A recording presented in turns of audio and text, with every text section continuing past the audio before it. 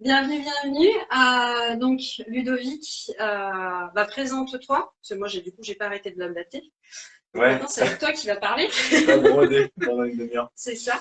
Ok, Et donc je vais pas prendre trop de temps puisque je pense qu'il y en a beaucoup qui ont des choses aussi à faire et puis des questions peut-être à poser. Donc je m'appelle Ludovic, j'ai 40 ans, j'habite Toussieux depuis 11 ans, j'ai 3 enfants et voilà, donc j'ai un parcours de 18 ans dans le matériel médical et le handicap.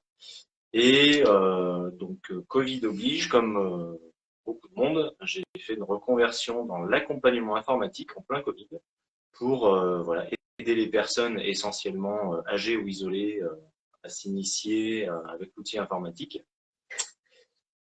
nous, la petite blague tout à Hein. l'heure en informatique. Oui, bah voilà, Quoi, hein. donc comme quoi Facebook, je maîtrise sans aucun problème et ça se voit. Et du coup, j'ai fait une deuxième reconversion, donc là en rencontrant certaines personnes qui m'ont amené petit à petit à découvrir l'hypnose. Alors tout d'abord au niveau spectacle. Donc là j'ai été formé il y a 2 ans à l'hypnose de spectacle. Et voilà, ça a été un outil, une découverte vraiment essentielle, importante et passionnante qui a fait que de fil en aiguille, voilà, j'ai vraiment rencontré beaucoup de monde, échangé avec beaucoup de monde, et je finis par me lancer dans une formation d'hypnothérapeute pour pouvoir toujours accompagner les personnes, mais au lieu de les accompagner sur un outil informatique, de les accompagner sur leurs problématiques du quotidien. Voilà, ce qui est pour moi beaucoup plus important et qui fait surtout beaucoup plus sens avec ce que je suis et ce que j'ai envie de faire. Donc voilà, à peu près. Donc Alors, du coup, l'idée, c'était de. Est-ce que tu as des spécialités dans tes accompagnements? Est-ce que tu t'adresses à qui?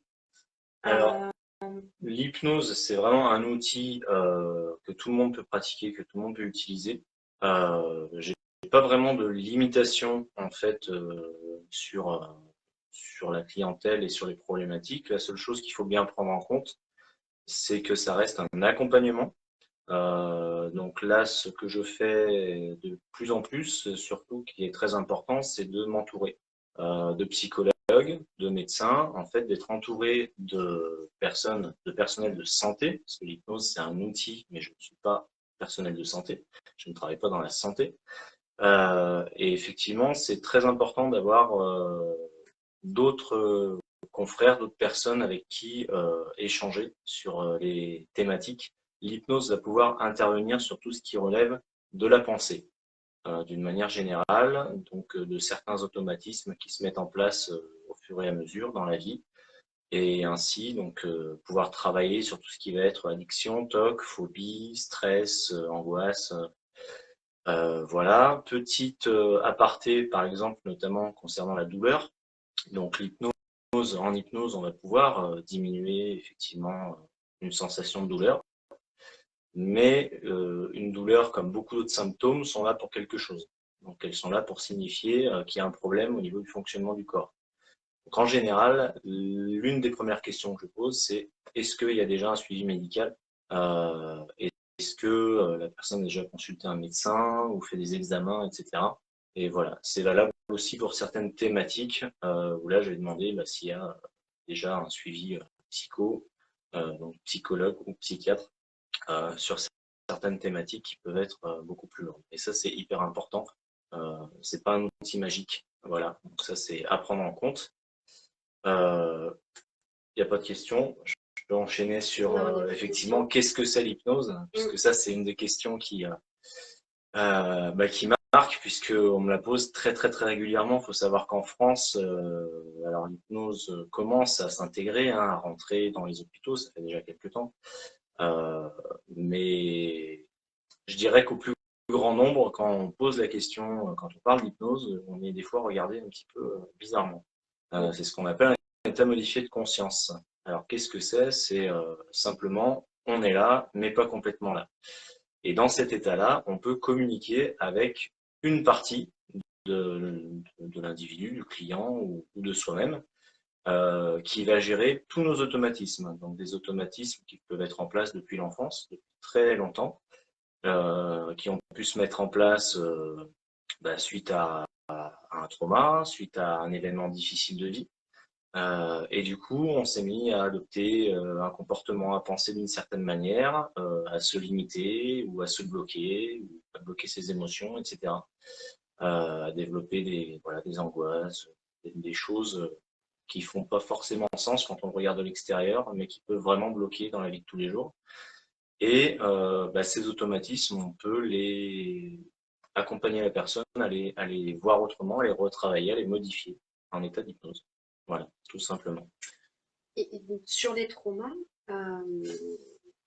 du coup, est-ce qu'il faut que la personne elle puisse te dire, alors moi j'ai eu tel traumatisme, tu puisses travailler dessus, ou ça peut être totalement inconscient ou bien trop profond et il faut qu'elle arrive à le verbaliser d'abord. Est-ce que c'est pas trop... Eh bien, pas forcément. C'est-à-dire qu'il y a... Très bonne question. Je sais. Alors, dans beaucoup d'autres pratiques, je dirais qu'il y a autant d'hypnothérapeutes que de manière de pratiquer l'hypnose. C'est vrai qu'il y a beaucoup d'écoles qui forment à des méthodes très protocolaires, donc avec des petits voyages, des petits jeux d'imagination qu'on va faire en état d'hypnose. Moi, je travaille beaucoup en fait avec la personne qui est en face de moi, ce qui est le plus important. Et je dirais qu'au final, mon protocole, c'est la personne qui est en face de moi. C'est-à-dire que ça va être ses gestes, sa manière de parler, sa manière d'échanger, et puis sa volonté de dire ou de ne pas dire certaines choses. Comme tu disais, il y a des choses qu'on n'a pas forcément envie de dire. Alors, soit qu'on n'en est pas conscient, soit ça va raviver des émotions tellement importantes qu'on a quelque chose qui nous bloque, qu'on n'a pas envie de lâcher. C'est compréhensible, je vais pas forcément, je peux pas et j'ai pas envie, c'est pas ma manière de pratiquer, de forcer la personne à quoi que ce soit. Et du coup, ce qui va être important seulement, c'est le ressenti. Et le ressenti, donc sur le plan émotionnel, donc il y a quand même un besoin d'aller toucher quelque chose d'émotionnel dans l'échange qu'on va avoir, avec ou sans hypnose d'ailleurs. Mais cette émotion, on peut la ressentir sans forcément tout expliquer et dire la totalité de notre histoire, de ce qui nous arrive, de pourquoi ça nous arrive, etc.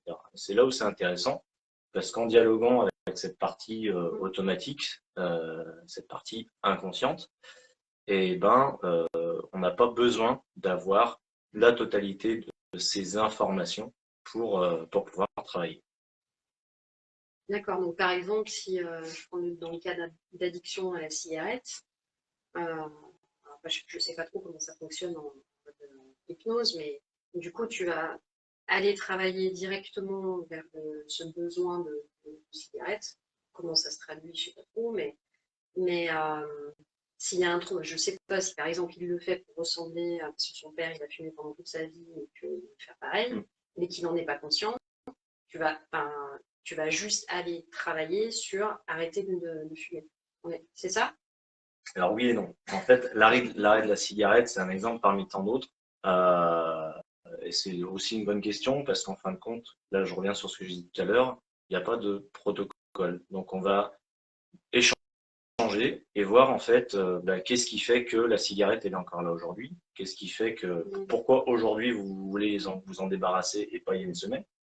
Est-ce qu'il y a eu des événements importants? Effectivement, je peux poser la question, mais je laisse toujours la liberté à la personne qui est en face de moi d'y répondre ou non.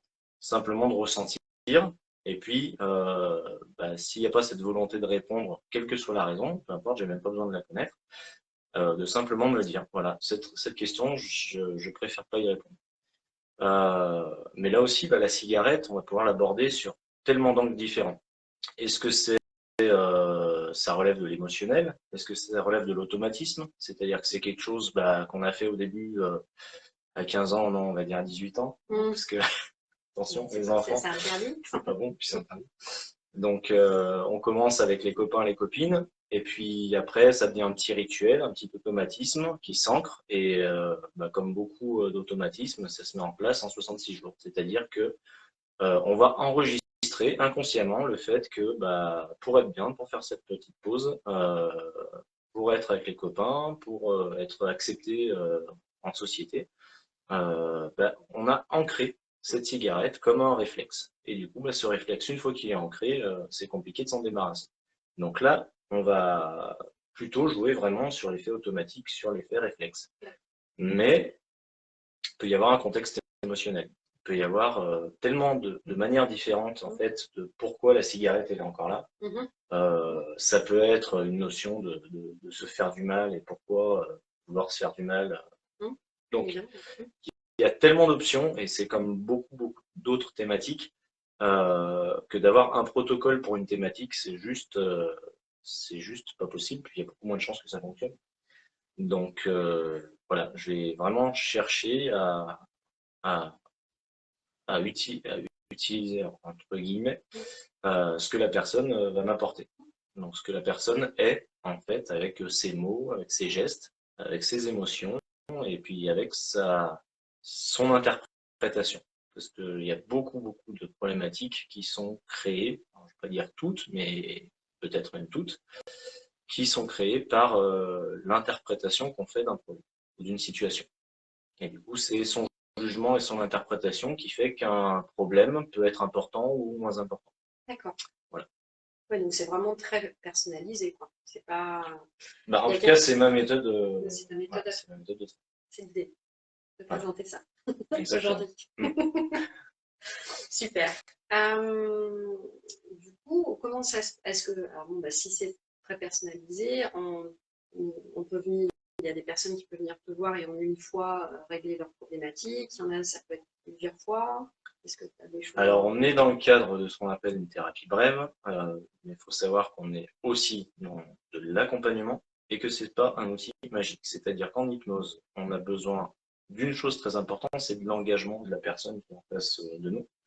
Et il y aura quand même des choses à faire, des choses à mettre en place consciemment. Et ça, c'est important. C'est-à-dire qu'une séance, quelle que soit la problématique, ça peut arriver, mais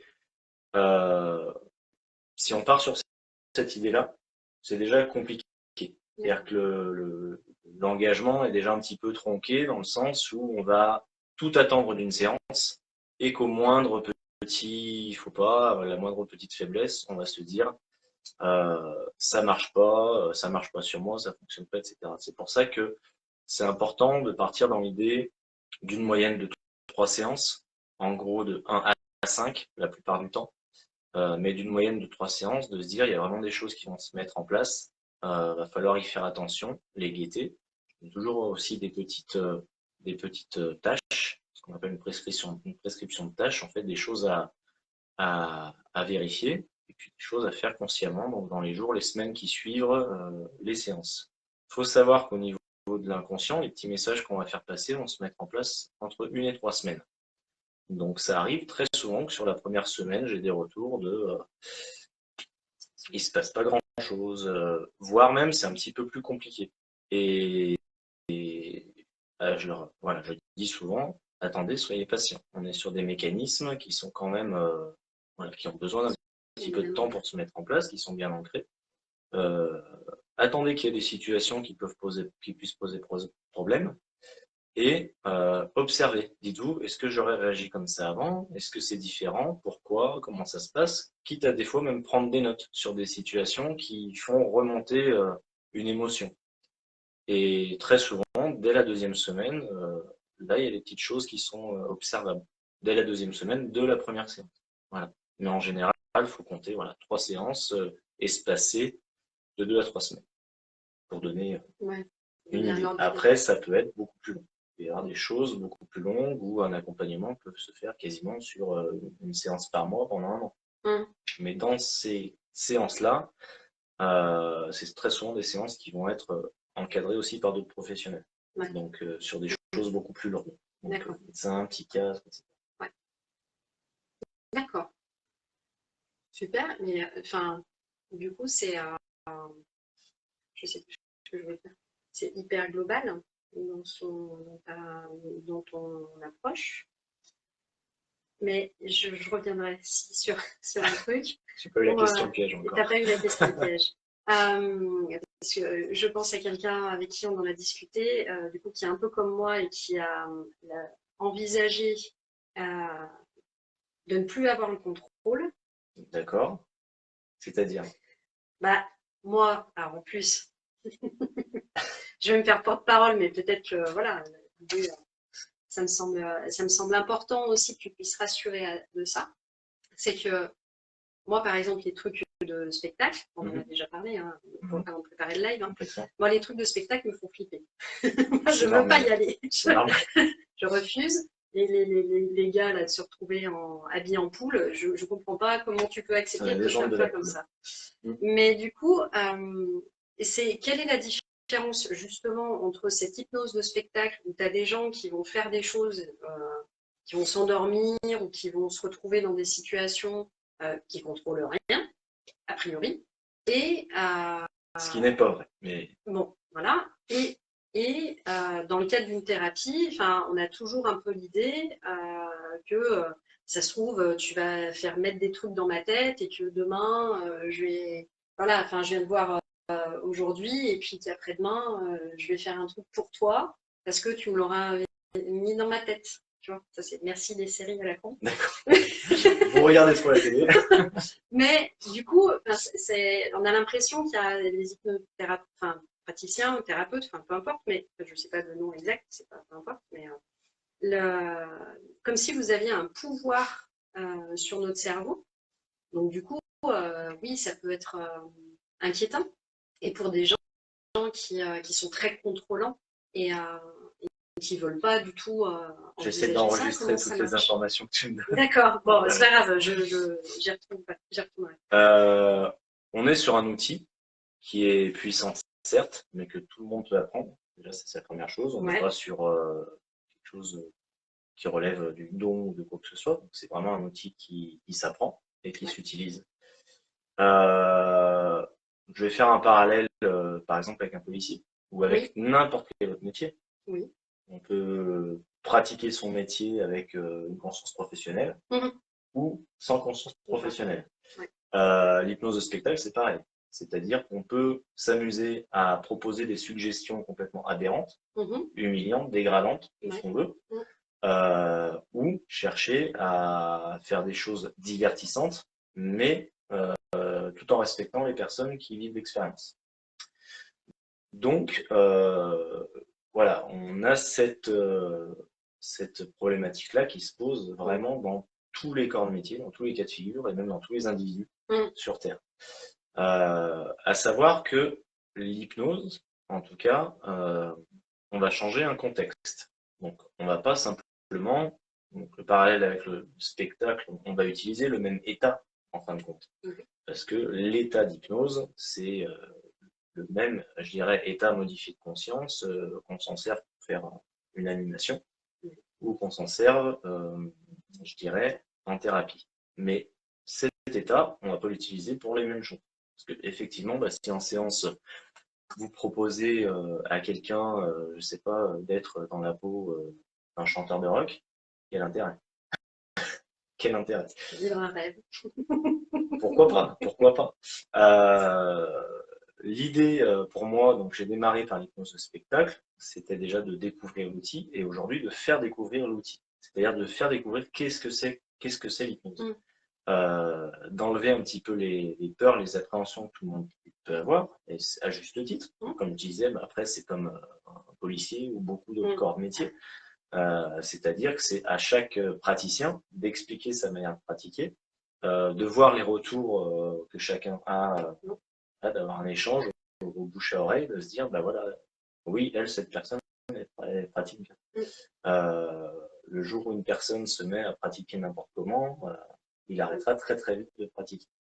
Ce qui est vrai aussi pour le spectacle, une personne qui fera des animations, et moi je le dis très souvent en animation, si je vous propose des tableaux complètement inutiles ou aberrants, je pense que dans 2 semaines, j'ai plus de travail. Donc moi, l'idée, c'est de faire découvrir cette chose-là, de dire aux gens, regardez, c'est pas faux, ce que vous voyez à la télé. Par contre, c'est un état de relaxation, de détente, dans lequel, en fait, vous avez accès à des ressources automatiques qui sont dans ce qu'on appelle l'inconscient. Et ces ressources automatiques, eh ben, on les utilise surtout en thérapie pour aller débloquer des situations. Voilà. D'accord. Bon, je ne sais pas du tout si j'ai répondu à Si, ta si, ou tes je pense questions, mais ça. mais il y en avait plusieurs. En fait, oui, il y en avait plusieurs, et puis il y avait surtout une expression d'appréhension qu'on peut avoir face à ça. Alors attends, je crois qu'on n'a pas en entier le commentaire. Ah, si. Alors, Je suis réfractaire à l'hypnose par peur d'apprendre des choses qui me perturbent, peur de ne pas avoir tout le contrôle. Oui, ça rejoint beaucoup ce que je disais. Euh, oui, cette appréhension, en fait, de plus. Alors, moi, il y a quelque chose qui m'a un peu. Je finis pas mes phrases, alors faut pas hésiter à me reprendre. Il y a trop de choses. Ouais. Il y a un truc qui m'avait pas mal détendu sur l'hypnose, c'était sur le fait que ce fameux état de conscience dans lequel vous nous amenez, en fait, on a plein d'états de conscience différents dans la journée. Donc, entre autres, quand on dort, quand on va dormir, même que souvent quand on conduit, on est en mode pilotage automatique. Enfin, qui ne s'est pas retrouvé à se dire comment je suis arrivé là ça, c'est exactement les mots, alors à peu de choses près, tu vois, que j'utilise effectivement, notamment quand je commence une animation. C'est un état naturel. Donc, quand l'état d'hypnose fait peur, il faut savoir que tout le monde connaît cet état qui est naturel environ des dizaines de fois par jour. Ne serait-ce que devant le téléphone portable, à se dire, bah voilà, on regarde une notification, puis après on est sur Facebook, et puis on y passe 1 heure, 2 heures, 3 heures, et on s'est dit, bah mince, je me suis dit, je vais y rester un quart d'heure, puis en fin de compte, 3 heures se sont écoulées. Les failles spatio-temporelles. Exactement, quand on regarde un film, et même quand on écoute de la musique. Quand on écoute de la musique, que ça nous transporte à un autre moment, où peut-être on avait déjà écouté cette musique, ou une musique similaire. On a des émotions qui reviennent, on a des situations qui peuvent revenir aussi en écoutant certaines musiques. On est sur un état hypnotique. Donc ça reste un état naturel. La conscience est encore là, et elle est encore pleinement là. Et moi, je préfère effectivement que mes clients en séance soient encore bien conscients de ce qui se passe. Parce que ces automatismes, on les met en place, mais si on se contente de dire je m'assois dans un fauteuil, racontez-moi votre histoire et ça ira mieux, pour ma part, c'est pas la technique que j'utilise. J'ai besoin, dans cette histoire, parce qu'il y a quand même un contexte qu'on va recréer, mais dans cette histoire, d'avoir l'engagement conscient de la personne qui est en face de moi. Et cet engagement conscient, bah, on l'obtient forcément que si la personne est présente et bien présente. Donc on va pouvoir fonctionner à n'importe quel moment de la séance, ouvrir les yeux et visualiser des choses et vraiment des éléments qui vont se mettre en place mécaniquement avec des mouvements automatiques. Moi, j'utilise beaucoup ce qu'on appelle certains phénomènes hypnotiques en séance, avec voilà, des mains qui vont se lever, des mains qui vont se rapprocher, mais toujours en connexion avec ce qui se passe à l'intérieur. Donc, il y a la part de conscience qui est très présente. D'accord, donc là, c'est vraiment en tout cas pour des gens qui peuvent être frileux devant cette technique. C'est trouver le praticien en qui on a confiance et qui nous permettent d'avancer Exactement. Et la partie sur le contrôle, je vois la fin du message, la partie sur le contrôle, là aussi, moi je vais travailler en fonction de ce qu'est la personne en face de moi.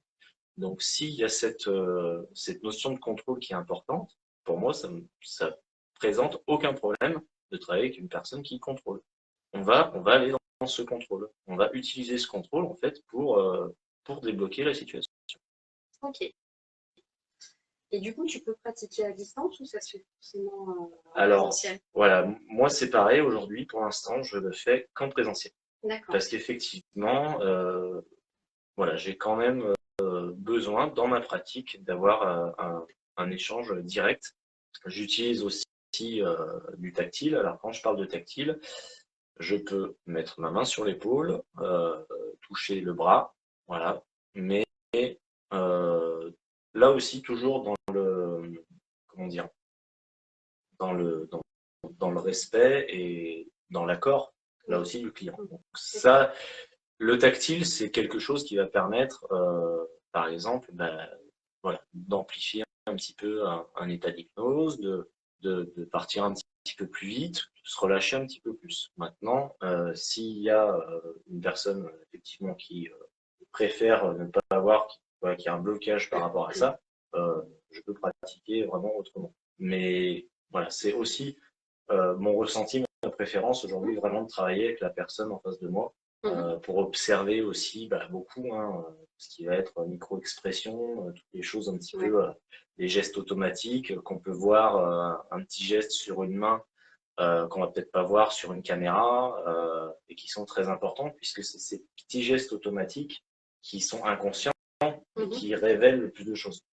que ce que peut raconter la personne en pleine conscience. Exactement. D'accord. C'est hyper intéressant. Ok. Et du coup, qu'est-ce qui te plaît là aujourd'hui vraiment, là, je pense qu'on en a déjà vu pas mal dans ce que tu as pu partager. Mais qu'est-ce qui te... là aujourd'hui, tu sembles être largement à ta place. Ah oui. Oui. Et voilà, qu'est-ce qui te fait vibrer dans ce métier? Moi, dès le départ, alors, ce qui m'a fait vibrer déjà, c'était l'impression d'avoir découvert quelque chose qui était là, qui existe et qui est de partout, mais qui paraît pourtant très très loin pour beaucoup de monde. C'est-à-dire que c'est quelque chose que tout le monde a en soi, comme le magnétisme d'une certaine manière, qui est quand même un outil assez puissant s'il est maîtrisé, mais qui pose énormément d'interrogations. Et en fait, quand on commence à le pratiquer et qu'on voit les bienfaits et les bénéfices que ça peut apporter autour de soi, et chaque jour, je me dis, c'est dommage que j'y ai pas été plus tôt, que j'ai pas appris ça plus tôt. Et du coup, moi, j'ai à la fois vocation à utiliser cet outil pour aider, accompagner les personnes autour de moi, mais aussi de le présenter comme quelque chose d'accessible à tout le monde. Parce qu'on parle aussi d'auto-hypnose, par exemple. Quelque chose d'accessible que chacun peut utiliser chez soi pour aller mieux, pour se sentir mieux, pour améliorer son bien-être, etc. Et là aussi, pour faire le parallèle au côté spectacle, animation, je commence souvent en disant ce que je fais, tout le monde peut le faire. Et il y a un côté qui est, voilà, moi je suis comme ça et je sais que tout le monde ne fonctionne pas comme ça, mais de rester honnête et authentique avec sa pratique, c'est-à-dire voilà ce que je sais faire, voilà ce que je peux faire, tout le monde peut le faire, ça prend. N'hésitez pas à poser des questions sur le pourquoi, comment, etc. Mais voilà, c'est pas quelque chose qu'il faut mettre au rang d'inaccessible ou quoi que ce soit. D'accord. Oui, donc c'est vraiment d'avoir ce côté vu de loin, ça semble extraordinaire. Finalement, c'est plutôt simple et accessible. Simple, ça se travaille, ça se travaille, mais c'est un état que tout le monde connaît.